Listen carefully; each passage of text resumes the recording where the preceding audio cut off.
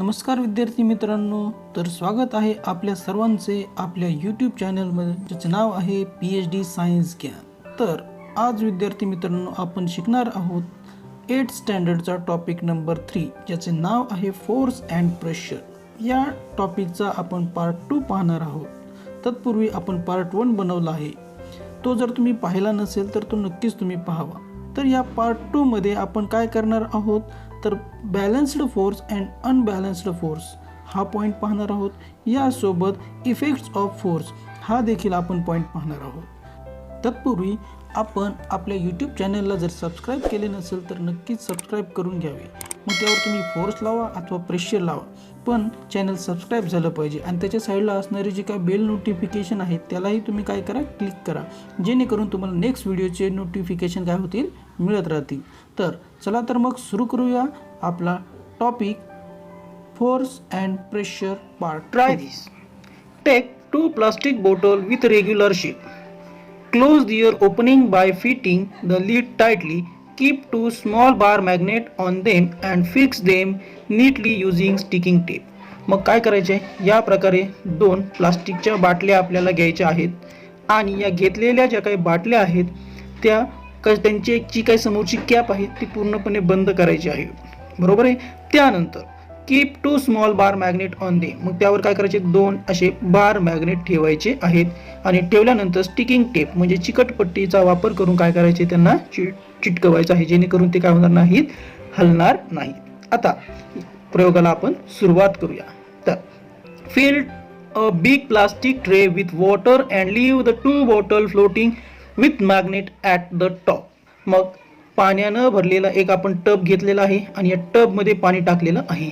मग हे पाणी भरलेल्या टबमध्ये काय करायचे, हे मॅग्नेट स्टिक केलेल्या प्लास्टिकच्या बॉटल ठेवायचे आहे. ठेवल्यानंतर काय करायचे, take 1 bottle near the other. एक बाटली काय करायची आहे, दुसऱ्या बाटलीच्या जवळ आणायची आहे. If the north pole of magnet is near the south pole of the other magnet the bottle will head toward each other. मग जर नॉर्थ पोलच्या जवळ काय केलं, आपण साऊथ पोल ठेवलं, तर या बाटल्या एकमेकींकडे अट्रॅक्ट केल्या जातात. तर मग का, कारण की नॉर्थ आणि साऊथ यांच्यामध्ये काय असतं, अट्रॅक्शन असतं. आता काय करूया, त्याच्या उलट करून पाहूया. तर कसं करणार पहा.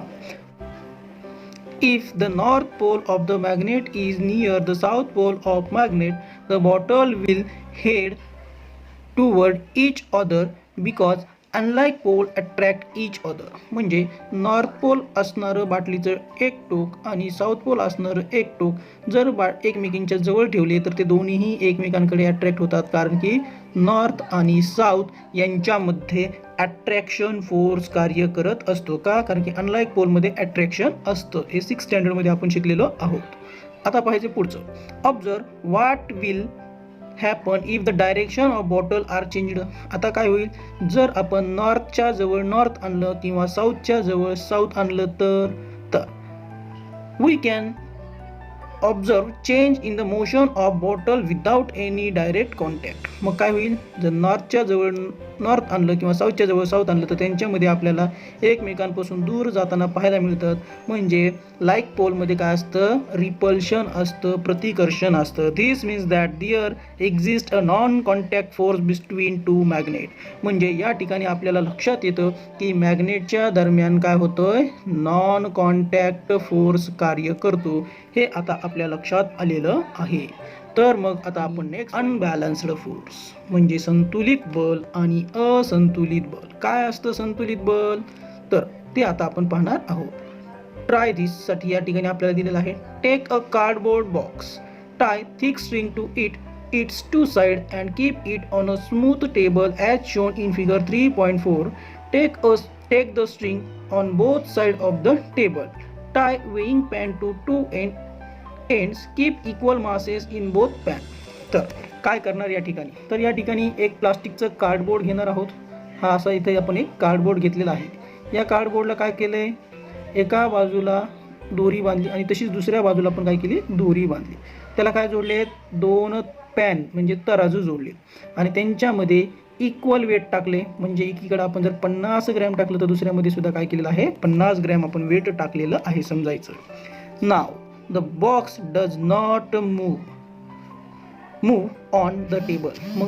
मग हा टेबलवर ठेवलेला बॉक्स कोणत्या दिशेला जाईल? तो कोठेही जाणार नाही, तो तसाच काय राहील? कॉन्स्टंट राहील. कसा राहील तो? कॉन्स्टंट राहील. But if more mass is kept in one of the pan than the other, the box start moving in the direction of that pan. परंतु आपण काय केलं, 50 मध्ये मी आणखीन 50 ग्रॅम टाकलं तर पॅन काय होईल? हळूहळू खाली जायला लागेल आणि हा पॅन काय होईल? वर वर वर यायला लागेल. का? कारण की या ठिकाणी फोर्स काय होतोय? 50 आणि 50 हे 100 झाला आणि या ठिकाणी 50 म्हणजे इकडं असणारं वेट कसं आहे? मोर आहे आणि इकडे असणारं कसं आहे? लेस आहे. मग लेस असणारं वेट अपवर्ड डायरेक्शनला जातं आणि मोर वेट काय होतं? डाऊनवर्ड डायरेक्शनला जायला लागतं. म्हणजे या ठिकाणी अगोदर दोन्ही पॅनवर इक्वल फोर्स लागत होता. म्हणजे कसा लागत होता? बॅलन्स फोर्स लागत होता. कसा लागत होता? बॅलन्स फोर्स लागत होता. परंतु जसं का आपण पॅनमध्ये डिफरन्स तयार केला, वेट वाढवलं, त्या ठिकाणी बॅलन्स फोर्सचं रूपांतर झालं अनबॅलन्स फोर्समध्ये. त्यामुळे दोन्ही पॅन काय झाले नाही? स्टेबल झाले नाही. एक वर गेला तर एक खालच्या दिशेला गेला. हे या ठिकाणी आपल्याला लक्षात आलेलं आहे. म्हणजे या ठिकाणी 2 फोर्सचे प्रकार आता आपण शिकणार आहोत. त्यातील पहिला आहे बॅलन्स फोर्स आणि दुसरा आहे अनबॅलन्स फोर्स. तर चला तर मग आता आपण पाहूया. This means that balance force act on the box. सुरुवातीला कोणचा फोर्स लागला? तर बॅलन्स फोर्स लागला. कशावर लागला? बॉक्सवर लागला. With the effective force equal to 0. कारण की हे 50 होतं आणि हे 50 होतं. 50 - 50 काय झालं? 0 झालं. म्हणजे या ठिकाणी दोन्ही फोर्स कसे होते? इक्वल होते. On the contrary, if more mass is kept in one pan than the other, the box start moving in the direction of the pan with more mass. When unequal forces are applied to box on the two side and unbalanced force act on the box resulting in the imparting motion to the box. मग ज्यावेळेस आपण त्यामध्ये आणखीन force वाढवला एका पॅनमध्ये, म्हणजे काय केलं आपण? वेट वाढवलं. त्यामुळे काय झालं? हे जे काही इक्वल असणारं, जे काही बॅलन्स असणारं जे फोर्स होता, ते वेट एकामध्ये वाढवल्यामुळे काय झालं? ते अनबॅलन्स झालं आणि मग तराजू काय व्हायला लागला? खालच्या दिशेला जाऊ लागला. म्हणजे या ठिकाणी अनबॅलन्स फोर्सने काय केलं? कार्य केलं. आणि अनबॅलन्स फोर्स होता म्हणून वस्तू हलते आणि बॅलन्स फोर्समध्ये वस्तू हलत नाहीत. लक्षात ठेवा, बॅलन्स फोर्समध्ये वस्तू जागा सोडत नाहीत, तर अनबॅलन्स फोर्समध्ये वस्तू जागा सोडतात. हे या ठिकाणी आपण काय केलेलं आहे? लक्षात आणलेलं आहे किंवा सिद्ध केलेलं आहे आणि तुम्हाला सर्वांना समजलेलंच असेल. तर चिल्ड्रन, मग नेक्स्ट पॉईंट पाहूया आपण. Children playing tug of war pull the rope in their respective direction. ज्यावेळेस मुलं टग ऑफ वॉर खेळतात, टग ऑफ वॉरमध्ये काय असते? एक दोरी असते. त्या दोरीमध्ये, ज्याला मराठीमध्ये आपण रस्सीखेच म्हणतो, समान मुलं काय करत असतात? ओढत असतात. काय करत असतात? समान स्वरूपामध्ये मुलं काय करतात? त्यांना ओढत असतात. दुसऱ्या साईडला सुद्धा समान विद्यार्थ्यांची संख्या असते, मुलांची संख्या असते आणि तेही काय करतात? दुसऱ्या बाजूने ओढत असतात. पुन्हा या ठिकाणी त्यांची एक सेंटर लाईन असते आणि त्या ठिकाणी जो काही कपडा असतो, इथे एखादा दोरीला काहीतरी लावलेलं असतं. मग ज्या वेळेस हा फोर्स कसा असतो? दोन्हीकडून सेम लागतो, इक्वल लागतो, त्यावेळेस काय होतं? बॅलन्स फोर्स कार्य करतो. आलं लक्षात? If force is more on if the pull of the force is equal on the two side, rope does not move. दोन्हीकडून लागणारा फोर्स कसा असेल? इक्वल असेल, समान सारखा असेल. त्यावेळेस कसलाही तुम्हाला या दोरीमध्ये हालचाल झालेली पाहायला मिळणार नाही. परंतु if the force is more on one side, the rope move in direction. मग ज्या बाजूला फोर्स काय होईल? वाढेल, त्या डायरेक्शनला दोरी काय होईल? सरकली जाईल. This means that initially the two forces are balanced. The rope move in direction of higher force when the force become unbalanced. म्हणजे ज्या वेळेस दोन्हीकडून लागणारा फोर्स सारखा होता, त्यावेळेस रोप कशी होती? बॅलन्स होती. कशी होती?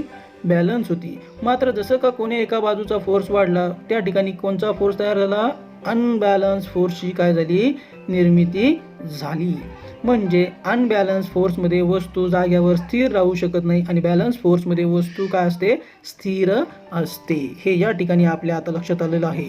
Late us see more example. When big grain storage container is required to slide on the ground, it become easier if two person push it rather than one person. तर आपण काय केलं, समजा एक आपल्याकडे धान्याची कोठी आहे आणि ती आपल्याला काय करायची आहे, सरकवायची आहे. आता जर मला ती धान्याची कोठी सरकवायची असेल तर त्याला मी एकटा काय करतोय, धरून ओढण्याचा प्रयत्न करतोय या धान्याच्या पेटीला, कोठीला म्हणूया. मग आता या ठिकाणी मी एकटा ढकलतोय, माझ्यामुळे ते ढकललं जाईल का, तर नाही जाणार, थोडंफार हालेल. मात्र जसं का मला आणखीन एक मित्र सोबती आला तर ढकलायला काय झालं, ते मला सोपं गेलं. कसं गेलं, सोपं गेलं. मला आणखीन एखादा मित्र आला तर मला खूपच सोपं गेलं त्याला ढकलायला. आणि आणखीन एखादा मित्र आला तर म्हणजे काय झालं, ढकलण्यासाठी ते मला एकदमच, आम्ही चौघांनी मिळून सरळ ती उचलून काय केली, एका ठिकाणाहून उचलली आणि दुसऱ्या ठिकाणी काय केली, डायरेक्ट नेऊनच ठेवली. म्हणजे फोर्स आम्ही काय केलेला आहे, सर्वांचा एकत्रितरित्या या ठिकाणी उचलण्यासाठी, ढकलण्यासाठी याचा वापर केला गेला. तर when the force is applied by both the same direction the movement is easy. मग एकाच दिशेने जर सगळा फोर्स लागत होता, त्यामुळे या कोठीची मुवमेंट करणं काय झालं, मला सोपं गेलं. You may have experienced this.